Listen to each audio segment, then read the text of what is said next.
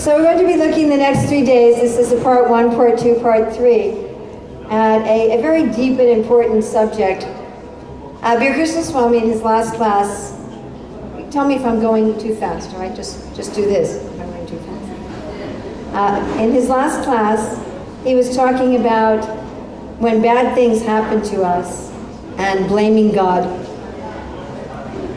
And what's our responsibility? What's God's responsibility? Here we're going to be looking at something related, and that is, how does Krishna, how does the Lord reciprocate with us? We are trying to dedicate ourselves to Krishna, giving Krishna our love, our devotion, and sometimes it seems that he doesn't reciprocate with us when and how we would like. Isn't that a fact?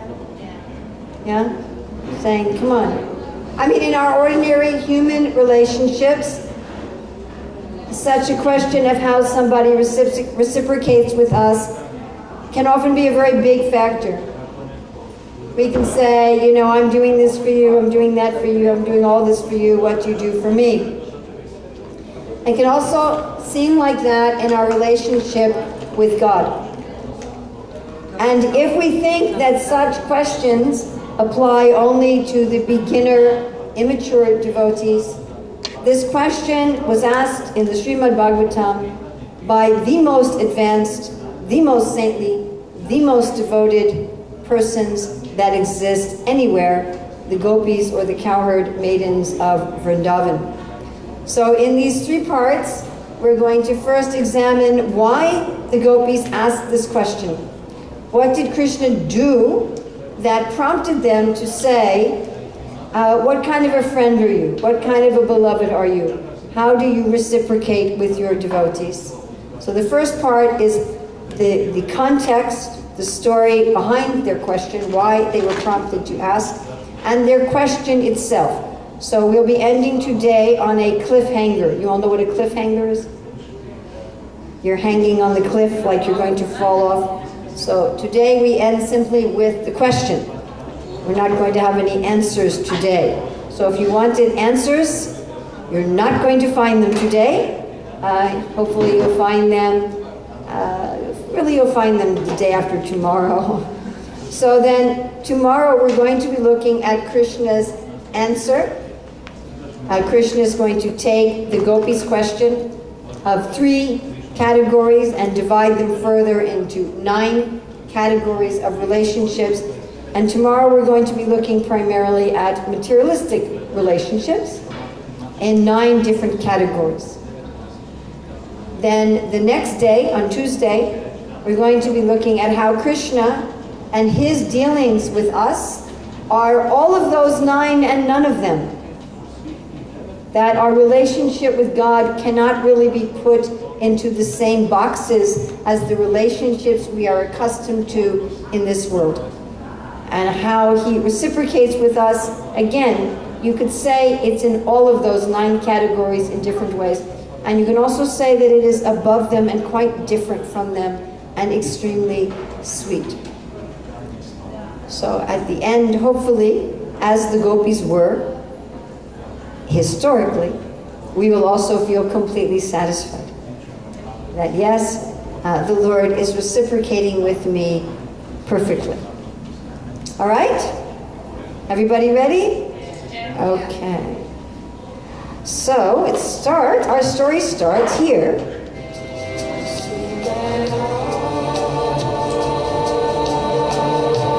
The great sages who saw Ram in the forest of Dandaka fell in love with him and wanted to marry him, but Ram was already married. And he said, in this incarnation as Ram, he said, I take a vow that I have one wife in my life and that's it, because the kings would be at that time polygamous. But he said, I'm not polygamous. I only have one wife, no mistresses, no girlfriends. And so you'll have to wait until I take birth as Krishna, when I incarnate as Krishna. And then I can have many, many, many unlimited lovers. So that was a very long time. How long ago was the Treta Yuga when the Lord incarnated as Ram? Anybody know? Some 2 million years ago. How many? About 2 million years ago. About 2 million years ago. Okay, so you meet the Lord, you fall in love with him, and he says, wait 2 million years. What do you think, huh? In this world, if you fall in love with somebody, and they say, I will marry you in 2 million years, you'll probably find someone else. I had a neighbor who never married. And he said the reason he never married, he said he was engaged, but he kept telling his fiance, I'm not financially in a position yet to take care of a wife and family. Just wait, just wait. 15 years she waited, and then she said, that's it, I have to find somebody else.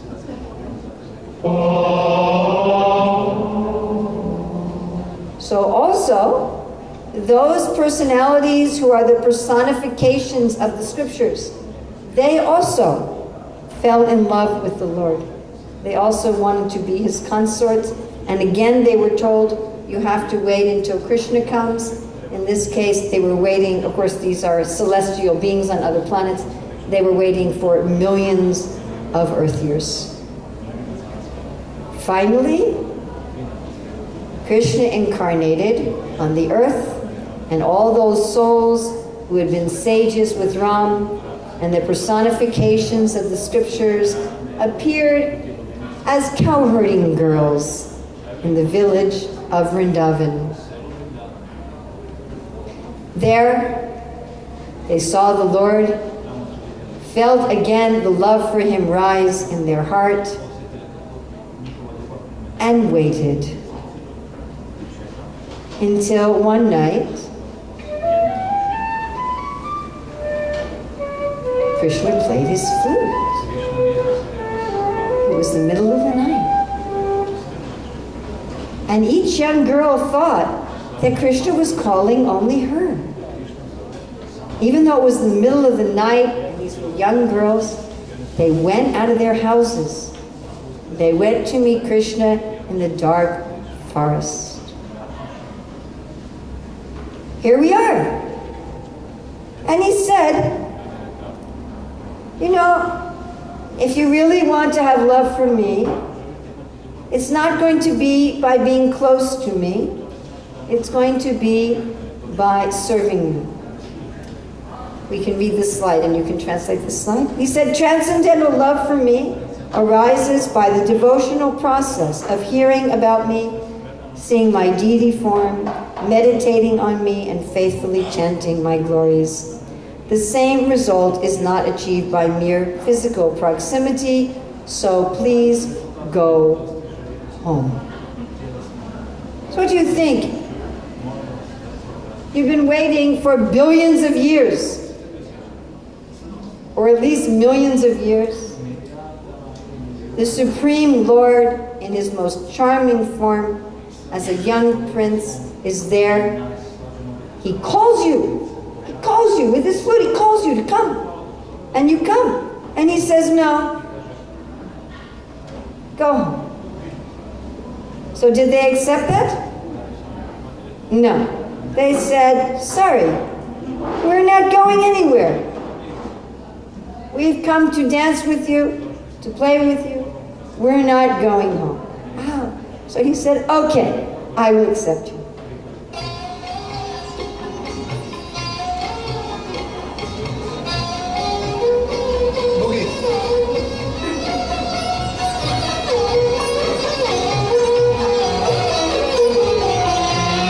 And they danced and sang in the Vrindavan forest.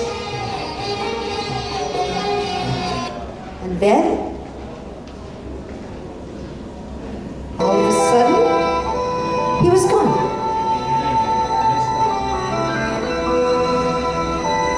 He was just gone. Imagine you love somebody, you're waiting years to go out with them, and they take you out and they're dancing with you, and then you turn around and they're gone. Just gone. So they looked everywhere. Where's Krishna? Where they became almost crazy. Where's Krishna? Oh, there's his footprints. They found his footprints. They're following his footprints in the forest. They found that he even left Radharani in the forest. darker and deeper parts of the forest, and they couldn't find him.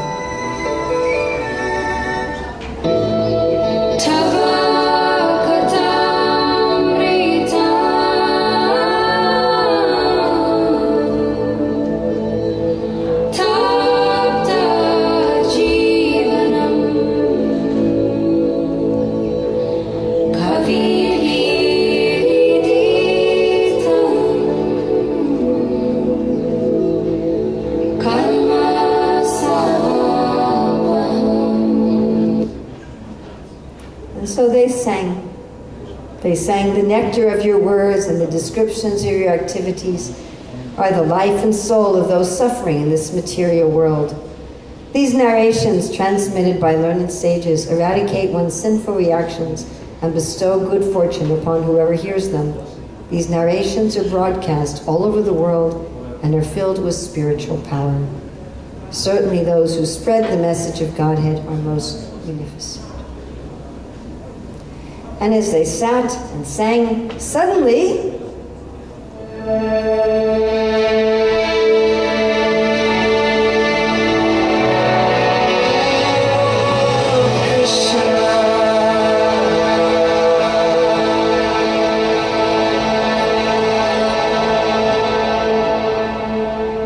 there he was.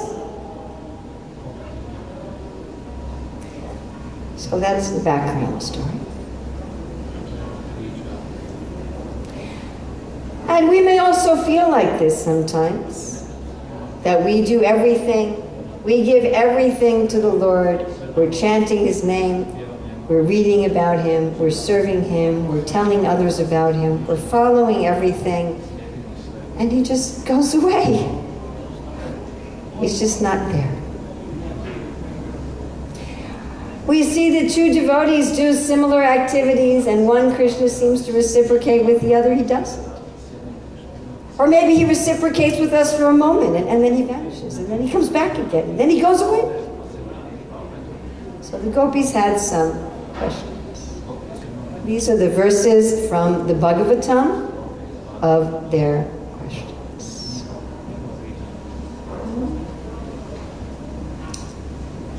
So I think we'll just, because our time is very short, I think we'll just we'll read the English. Those of you who can read English, we can read it together, and you can just translate while we're reading the English together. Is that all right?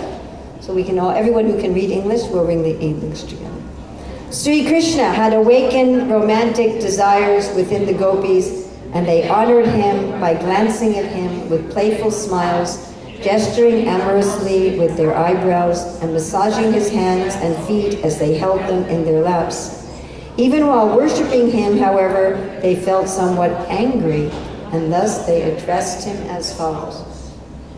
And one more. The gopis said, "Some people reciprocate the affection only of those who are affectionate toward them, while others show affection even to those who are indifferent or inimical, and yet others will not show affection toward anyone. Dear Krishna, please properly explain this matter to us." So in examining the meaning of these verses, we're going to be looking at the verses themselves in the Srimad Bhagavatam. We're also going to be looking at the commentary of Vishwanath Chakravarti Thakur, Jiva Goswami, Sanatana Goswami. We're also looking at Srila Prabhupada's Krishna book, where he integrated his commentary into the verses, because this is from a part of the Bhagavatam that Srila Prabhupada did not translate directly. This is from chapter 32. We're also looking at Ananda Vrindavan Champu and Gopal Champu, where the story is told again in poetic form by Kavi Karnapur and Jiva Goswami, respectively. Okay, so that's where all the material for this comes from. And in fact, I was particularly inspired to create this seminar by Ananda Vrindavan Champu.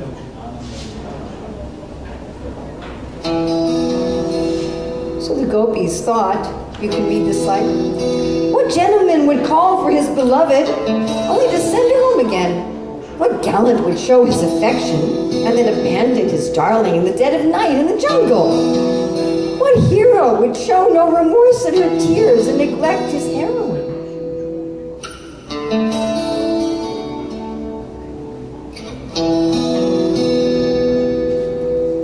The gopis asked another, we show our love for Krishna. We don't have any reservation about giving him all of our love. Why doesn't he reciprocate with us? Does he get some pleasure from just leaving us in the middle of the night? And we may see ourselves like that also, right? I'm a victim. I'm giving everything to Krishna and he doesn't care about it. I'm simply a victim.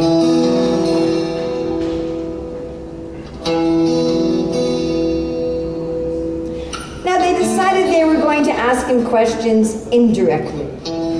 They thought, well, it's not very polite to just say to him, hey, what's wrong with you? Hey, why aren't you taking care of us? You have to remember that they waited for millions of years. So they didn't want to drive him away again. They didn't want to get him upset. At the same time, they were upset. So they said, we'll ask a general question about love, and in this way we'll indirectly show what we are feeling.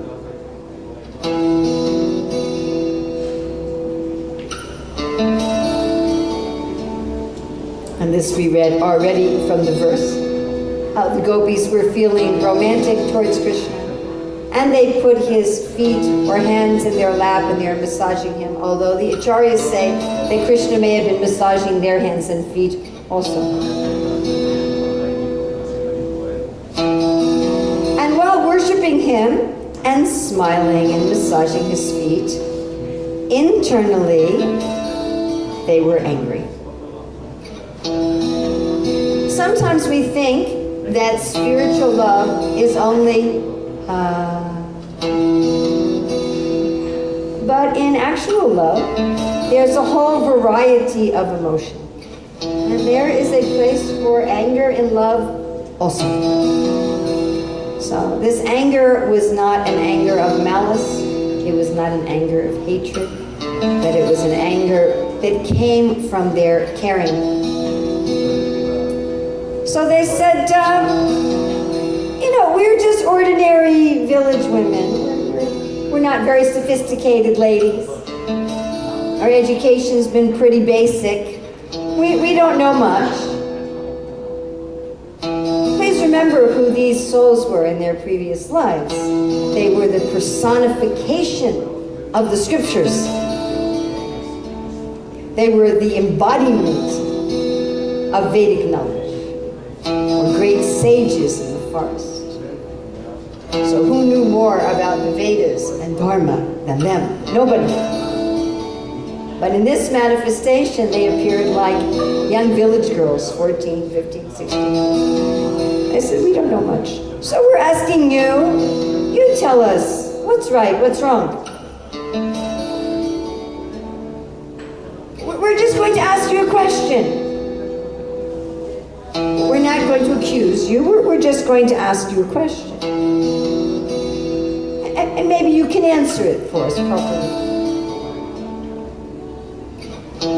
They were thinking, what we'll do is we'll trick you into saying you're ungrateful. That's the best way, isn't it? And instead of going to someone and saying, you're ungrateful, you get them to admit it themselves. So they were being very diplomatic here.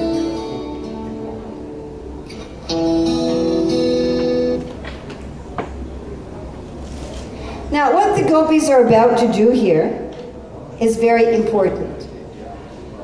When we have doubts, when we have questions, it's important to ask them. Rohini Sutta Prabhu was speaking about this in the morning class. He said whenever we have a doubt, we need to bring it up as a question. And he said even if we don't have a doubt, it is important to ask questions, he said, just to churn the nectar. Without questions and answers, the scriptures wouldn't exist.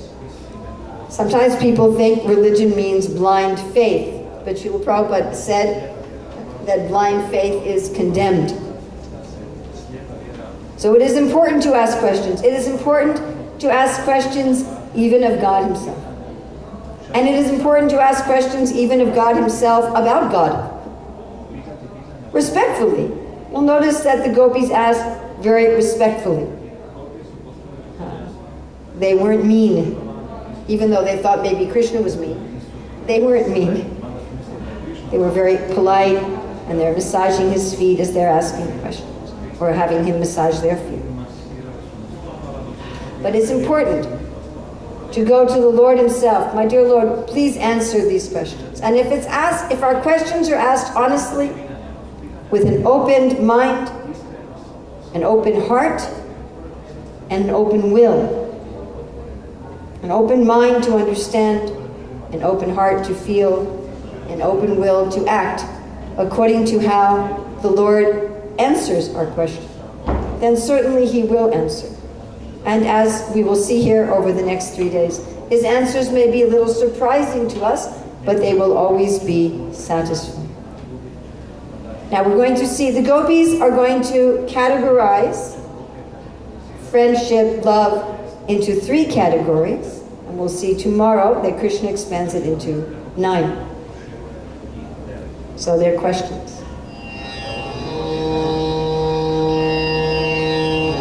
Who's the best, most honest, loving person, Krishna?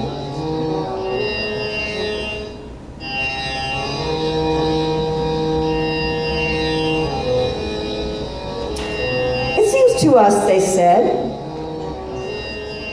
there's 3 ways of reciprocating love.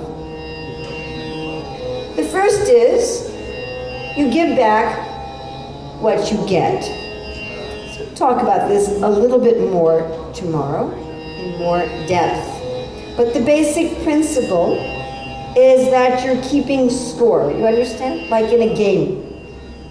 You know, if they're playing whatever.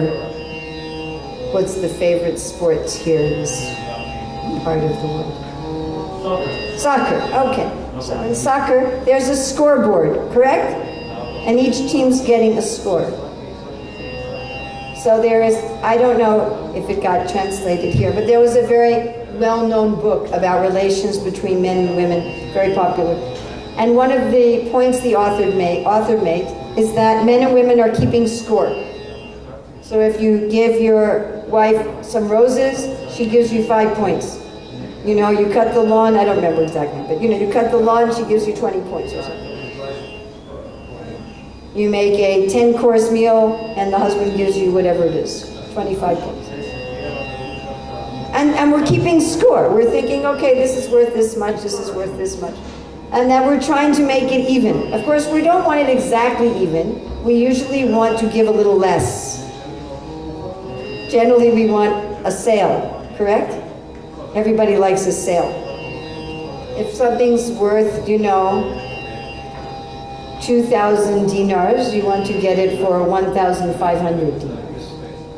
Like little sale. So even in our relationships, we like. So this is keeping score. They did this for me, I'm doing this for them. And we think, well, they haven't done anything for me for a while, so I'm not going to do anything for them for a while. They have to do it first. This is also very common in our relationships. Well, I don't know if I want to be the first one to give. Then I can give. And it's calculating like this. It's a very calculated scorekeeping. And in fact, this is usually how we think of friendship and allies in the world. Someone who does something for me, therefore I do something for them. This, of course, goes on between nations, isn't it? The nations have a treaty, and they say, all right, we'll give you free trade in our country, and in exchange, you'll let our citizens come in without visas. Things like that, right? So I now have a Russian visa for the first time since 2009. And I tried twice in the intervening years to get a visa for Russia. I tried once when I at the embassy in Ireland and once in Budapest. And both times they said to me, you know, we're making it very hard for Americans. You all know I'm an American. You could tell I didn't have to introduce myself. Hare Krishna. So they said, we're making it very hard for the Americans to come to Russia. I said, why? They said, because, you know, Obama's making it hard, or your government's making it hard for the Russians to come to America. I said, I'm not my government. I said, what do I have to do with it? I don't tell them what policies to have. I'm responsible. They said, oh, well, it's too bad. And then you always wonder who's going to be the first to stop this. You understand? You know, if this country makes it hard for this country, then this country makes it hard for this country. Who backs down first? You know, it was interesting. I was just in the UK, and the people from India, they were telling me, or actually the Britishers were telling me it was very hard to get a visa for India. And I said, well, why? India was a colony, a British colony. You would think it would be easy. I said, I can get a 10-year visa for India, easily. And they said, oh, we can't get more than 6 months. I said, why? And they said, well, the problem is that the British government is trying to limit how many Indians come into the UK, because they already have so many Indians. So India now limits how many Britishers can come into it. So this is this kind of a relationship. What are you doing for me? Yeah, well, I'll see what you're doing for me, and then I'll do something for you. As I said, we'll talk about this more tomorrow also. And then they said, the second kind of relationship is when you love people even who don't love you. You basically love everybody. You love people who love you, and you love people who don't love you. You just simply love. There's no conditions. Of course, sometimes we take that as naivete, someone who just loves everyone. Or maybe sometimes we take this as very spiritual, and Krishna is going to break this into subcategories, as we'll be seeing tomorrow. But this is someone who they're not keeping score at all. I'm just going to love and love and love and love and love. Then they said, okay, there's a third type, the opposite of the second type. They don't love anybody.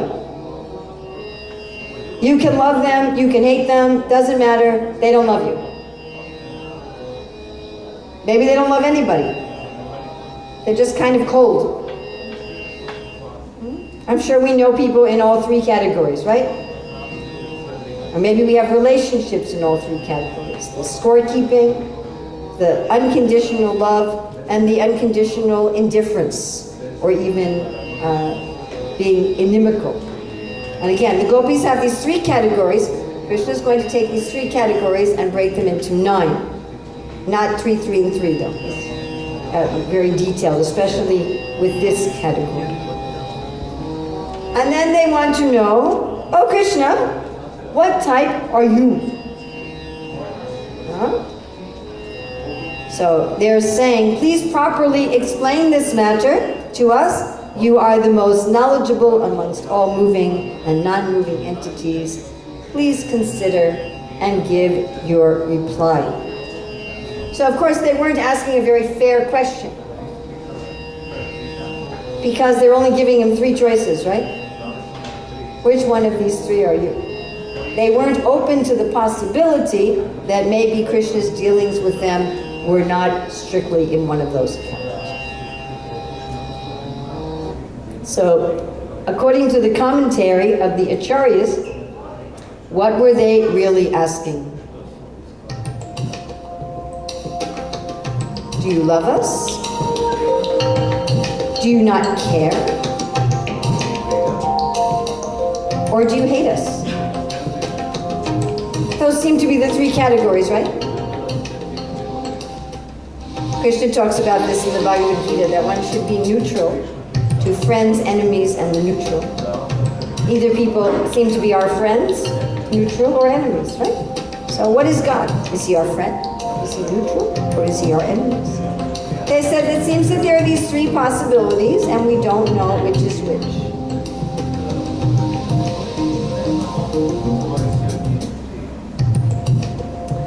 They said, okay, if you have love for us, is it conditional? So conditional means the scorekeeper. So they said, no. If you have conditional affection, then you gratify those persons who will help him achieve his personal desires, and you don't neglect such persons. You, however, have tried to kill us by burning us in the fire of separation. By the way, you did a very good job with the screen. Looks quite good. So here the gopis are saying, we've given to you, but you're not giving back to us. So if you're a scorekeeper, you're a bad scorekeeper. You understand? You understand? I gave you $1,000 piece of furniture, and you paid me nothing. It's not a very good exchange here. Is your love unconditional? Unconditional, you love even if you're not being loved. I said, no, it's not unconditional. Because you abandon us in the depth of the night within the fearful forest, and since even when you saw how much distress we felt, you were not at all bereaved. So you didn't keep loving us. Unconditional is you love whether you're being loved or not. You didn't exchange fairly, and you didn't keep loving. So you must not be the unconditional, you must not be the conditional. Or maybe you just don't care. Maybe you're indifferent. No, that can't be true either, because you do things to make us happy, and you do things to make us unhappy. If you don't care about someone, you don't act to make them either happy or unhappy. You just leave them alone. I mean, maybe incidentally you make them happy or unhappy, but you don't intentionally make them happy or unhappy. Many people think God is like this. Many philosophers think God is indifferent. Maybe you hate us. Maybe you always hate us. No, that's not true, because there's so many times that you're loving with us.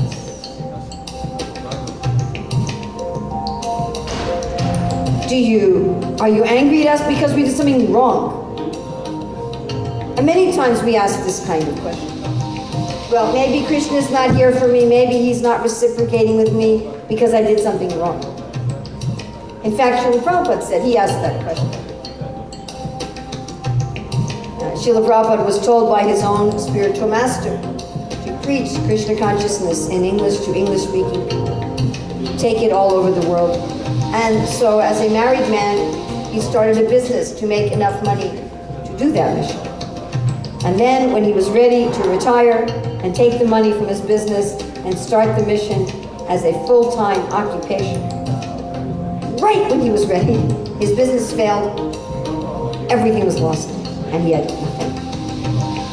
And he was in a complete poverty-stricken condition for about 10 years. So when that first happened, Prabhupada said, I asked Krishna, did I make a mistake? Did I do something wrong? That you've taken away everything that I was going to use in your service? And the gopis are asking this question. Did you leave us because we did something wrong? And then they said, no. We didn't do anything wrong. We didn't do anything wrong. So that doesn't explain it either. So the gopis are trying to put Krishna into some kind of a category that they already know. Do you exchange love? Do you love without conditions? Do you love with conditions? Are you indifferent? Are you always inimical? Are you sometimes inimical? Are you inimical with cause? And these are the questions also, when we have our questions, that we need to ask Krishna. So we are stopping here.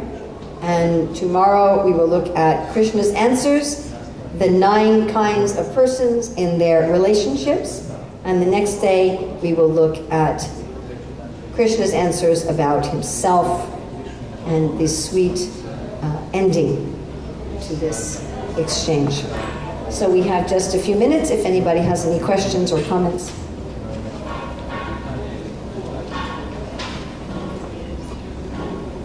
Was it slow enough for you?